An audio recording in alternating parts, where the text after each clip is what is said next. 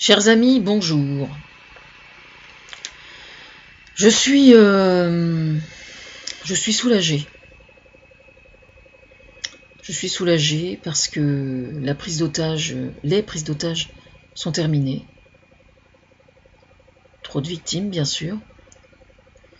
Mais je suis soulagée parce que je viens de regarder la télévision à Télématin, prendre des nouvelles.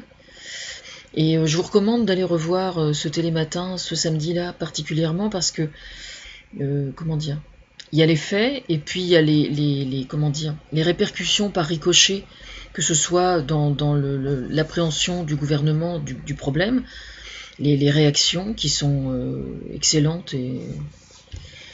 Enfin, moi j'ai commenté plein de choses en privé depuis 2 jours. Et il commence à y avoir de plus en plus de réactions sur le plan artistique aussi. Il y a notamment 2 chansons, dont une de Grand Corps Malade et puis une de quelqu'un d'autre, dont j'ai pas noté le nom, je suis désolée. Je vais mettre le lien, hein. Je mets tout ça, je regroupe tout ça sur mon site internet. J'ai ouvert un sujet, peut-on rire des religions et pourquoi? Donc je vais pas vous donner la réponse là. La réponse est oui, bien évidemment. De toute religion, on peut rire. Alors dans cette émission, justement ce matin, il y a notamment une compilation d'initiatives qui ont été faites au niveau de la presse. Il y a notamment Le Point qui a consacré un dossier. Alors c'était programmé avant l'attentat, quoi. Donc c'est juste un concours de circonstances. Le Point assure sa couverture, annonce un dossier complet sur la véritable vie de Mahomet. C'est-à-dire que c'est un travail d'historien, hein. Donc aux antipodes des conneries qu'on nous raconte chez les musulmans aujourd'hui. Donc je trouve ça vraiment bien, quoi. C'est important de toujours avoir conscience à quel point les livres sacrés ont été manipulés au fil des siècles. C'est vraiment très important. Parce qu'aujourd'hui, c'est ça qui se passe aujourd'hui. C'est que le mal, il est à l'intérieur du Coran. C'est terrible à dire, mais c'est pourtant la vérité. Il y a des choses merveilleuses dans le Coran, et il y a aussi des choses épouvantables. Voilà. Et Dieu soit loué, il y a bien des musulmans qui sont parfaitement conscients de ce problème. Moi, c'est un discours que je tiens depuis plusieurs années déjà. Alors, notamment, le grand recteur de la mosquée de Paris a fait une déclaration extrêmement importante où il s'adresse aux musulmans, et donc je vous recommande d'aller prendre connaissance de sa déclaration, mais je pense que ça va être relayé dans les médias en long, en large et en travers, et je trouve ça vraiment très bien. Alors je vais vous dire, en fait j'ai extrêmement bien dormi. Je me suis pas couché très tôt parce que je suis allée au cinéma hier soir, donc le temps de revenir, le temps de discuter avec Thomas, etc., etc. Je me suis couché, il devait être 1h du matin, mais j'ai dormi, mais alors extrêmement bien dormi. Je vais vous expliquer pourquoi. C'est que hier soir je suis allée voir un film qui s'appelle Les Héritiers. Alors c'est un film qui est sorti en 2013 avec Ariane Ascaride, et la cinéaste s'appelle Marie Castille Mention Char. J'espère ne pas avoir abîmé son nom. Alors il s'agit d'une enseignante qui travaille dans un lycée avec des élèves de seconde qui sont en très grande majorité dans la classe des échecs scolaires. Donc décrochage, enfin vraiment des cas, quoi. Au moins à la hauteur de ce que j'étais moi quand j'étais adolescente. J'ai trouvé ce film là, bon je savais ce que j'allais voir, avec toutes les critiques qui avaient été faites et tout, je savais pourquoi j'y allais, etc., etc. Mais j'ai été vraiment sur le cul, quoi. Sur le cul. Alors, ce qui est intéressant justement, c'est que autant moi je suis super contente de pouvoir retourner au cinéma parce que ça me permet de récupérer ce que j'ai raté depuis des années. Donc déjà, le simple fait de me trouver dans une salle de cinéma et de regarder un film et que j'ai choisi d'aller voir et tout, ça me fait un bien considérable, quoi. Même si c'est pas un vrai cinéma, mais bon, c'est quand même vraiment très très bien, quoi. Moi, je suis pour le cinéma dans les salles, hein, plus que sur son ordinateur ou sur sa télévision. Parce que le fait de décider de sortir de chez soi pour aller au cinéma où on va rencontrer des gens qui vont voir le même film, je trouve que la démarche n'est pas la même quand même. Et d'ailleurs, visiblement, je suis pas la seule parce que j'ai vu notamment les chiffres dans le Courrier Cauchois hier au sujet des fréquentations des salles à Fécamp, Dieppe, enfin partout dans le département, mais je sais que c'est vrai au niveau national aussi. Aller au cinéma aller au cinéma, voir des films, il y a plein de choses vraiment intéressantes qui peuvent vous aider au quotidien. C'est-à-dire que quels que soient les problèmes que vous rencontrez dans votre vie, que les tuiles qui vous tombent sur le coin de la gueule, c'est bien rare s'il n'y a pas quelque chose qui peut vous aider dans tel film ou tel autre. On peut rire au cinéma, mais on peut aussi s'enrichir de façon infiniment plus subtile et plus constructive. Vraiment pour être conforté dans le fait que c'est chacun qui est acteur de sa propre vie. Et ça, c'est vraiment très important de bien comprendre ça. Alors justement, notamment, j'ai énormément rigolé parce que il y avait des choses qui venaient de chez moi quand même un petit peu. Dans le cas de certains élèves, notamment, que je ne citerai pas. Délégués de classe et tout, enfin bref... j'ai trouvé ça vraiment super parce que je retrouve des choses que j'ai racontées quoi déjà. Donc il faut absolument aller voir ce film-là qui est vraiment bouleversant quoi. Bouleversant d'intelligence. Et justement, oui, ce que je voulais dire, c'est que c'est vrai que le cinéma, comment dire, c'est intéressant d'inventer des histoires, hein, bon, et d'en faire des films, ça fait réfléchir, ça fait rire ou ça fait réfléchir ou ça avance à quelque chose. Mais quand c'est une histoire vraie, je trouve que ça a encore une autre portée, parce que quand c'est une histoire vraie, je dis nom de Dieu, ça a vraiment existé, quoi. C'est-à-dire qu'on peut pas mentir, on peut pas dire ouais mais c'est romancé, ouais mais enfin c'est un peu arrangé, tout. Non, ça s'est vraiment passé, quoi. Voilà. Et donc là justement, ce qui est absolument bouleversant, c'est que cette prof, donc, qui est jouée par Ariane Ascaride, qui est bizarrement rousse, hein, c'est très étrange, maintient à bout de bras une classe en lui proposant un challenge qui est de participer à un concours pour quelque chose de bien particulier. Et c'est vraiment très intéressant de voir dans le film l'évolution, c'est-à-dire l'attitude des élèves, leur réaction, comment est-ce qu'ils expriment le fait qu'ils aient une mauvaise image d'eux, et puis surtout qu'ils ne se sentent pas à la hauteur, etc. Et comment elle réagit, comment les élèves, comment dire, se réagissent les uns par rapport aux autres. Il y a vraiment beaucoup de choses, quoi. Il y a notamment justement quelque chose d'intéressant par rapport à l'islam au sein de la classe, c'est-à-dire qu'il y a un élève qui est de culture musulmane et puis bon qui va à la mosquée et qui est musulman et qui l'assume lui et où ça prend une place normale. Et puis il y a un Français qui lui s'est converti à l'islam et qui n'assume pas le fait de ne pas avoir été musulman avant, quoi.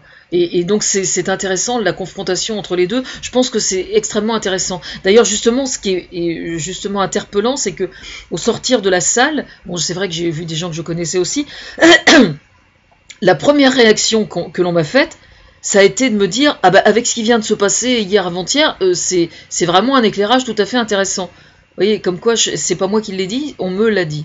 Voilà. 3 personnes m'ont dit ça au sortir de la salle. Donc c'est très intéressant d'observer ça.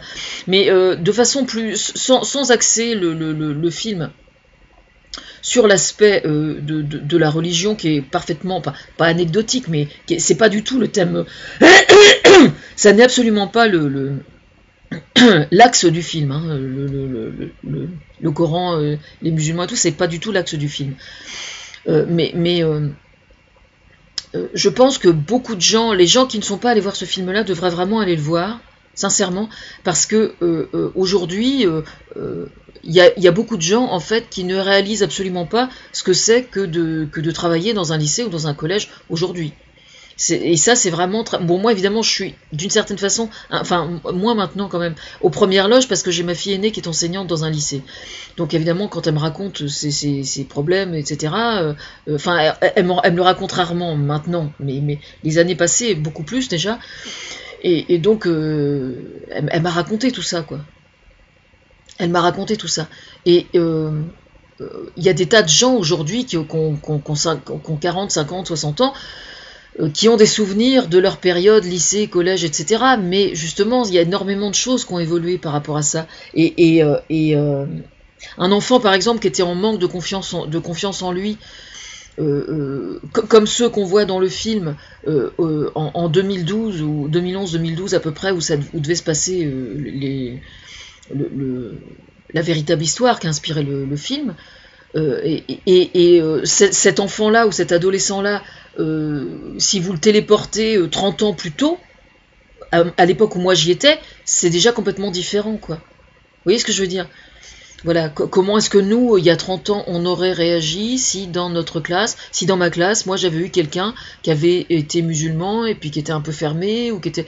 voilà, bon. Moi j'étais dans une classe, dans un lycée, avec une option artistique. On était tous un peu frappadingues quand même, hein. C'est-à-dire qu'on était... c'était des artistes en herbe, quoi. Donc... c'était assez folklorique quand même. Je me souviens, c'était quand même assez... Mais bon, ça fera l'objet d'une autre vidéo. Par contre, il y a un truc sur lequel je veux intervenir là, parce que il va y avoir donc... Enfin, moi, j'ai conseillé à François Hollande avant-hier